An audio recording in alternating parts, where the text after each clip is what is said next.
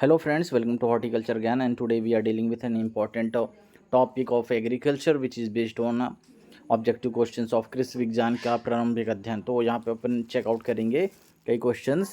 तो चलिए देखते हैं दोस्तों। यहाँ पे पहला जो है, भारत के कुल कृषि क्षेत्र में धान्य फसलें उगाई जाती हैं। कितने क्षेत्रों में धान्य फसलें उगाई जाती हैं? जो कि पहला है 97.15, 21.5, 20 और उपयुक्त में से कोई नहीं।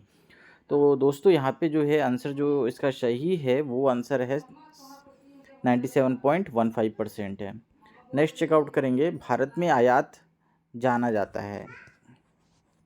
आयात किसके लिए किया जाता है? सबसे ज़्यादा आयात जो है दोस्तों अनाजों के लिए होता है, या दलहनों के लिए होता है, तिलहनों के लिए होता है, या उपयुक्त में से कोई नहीं होता है। तो यहाँ पे जो सही दोस्तों इसका करेक्ट आंसर है वो है दलहनों के लिए। भारत में आयात सबसे ज़्यादा जो है दलहनों के लिए किया जाता है। नेक्स्ट है, विश्व में चाय उत्पादन में भारत का स्थान। विश्व में चाय उत्पादन में भारत का उत्पादन कितना है? एक्चुअली विश्व में फर्स्ट जो रैंक आता है वो चाइना का आता है। फर्स्ट किसका आता है? चाइना का। और सेकंड जो है इंडिया का आता है। तो इसका जो राइट ऑप्शन है वो है दूसरा। भारत जो है सेकंड लार्जेस्ट प्रोड्यूसर ऑफ क्या? चाय। नेक्स्ट है, पीली क्रांति का आशय क्या है? पीली क्रांति जो है खाद्यान्न उत्पादन से है, तिलहन, दलहन, मत्स्य। तो इसका जो सही क्रम है वो है बी, तिलहन उत्पादन से है। जो पीली क्रांति है उसका जो सही आशय है तिलहन उत्पादन से है। नेक्स्ट अपन चेकआउट करेंगे, खेती के यंत्रों का प्रयोग करने को कहा जाता है। खेती के यंत्रों का प्रयोग करने को क्या कहा जाता है? शिफ्टिंग खेती, विस्तृत खेती, गहन खेती या यांत्रिक खेती? इसका जो सही उत्तर है वो है यांत्रिक खेती। इंग्लिश में मैकेनिकल कल्टीवेशन कहा जाता है। ठीक है। नेक्स्ट चेकआउट करेंगे, एक स्थान पर खेती कर अगली बार दूसरे स्थान पर खेती करना कहलाता है। एक स्थान पर खेती कर अगली बार दूसरे स्थान पर खेती करना क्या कहलाता है? सहकारी, स्थानांतरित, शुष्क या आधुनिक? एक्चुअली यहाँ पे जो है राइट आंसर है स्थानांतरित खेती।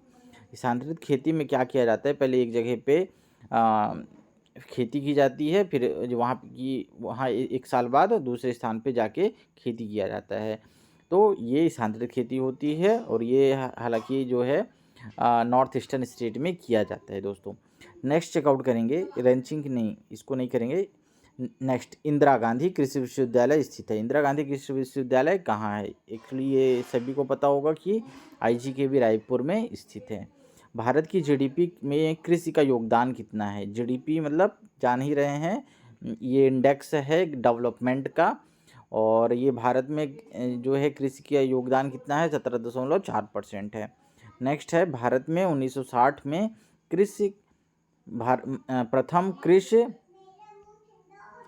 विश्वविद्यालय की स्थापना हुई। भारत में 1960 में प्रथम कृषि विश्वविद्यालय की स्थापना कहाँ हुई है? जीबी पंत नगर है। जीबी पंत एक यूनिवर्सिटी है, वही जो है फर्स्ट यूनिवर्सिटी है इंडिया की।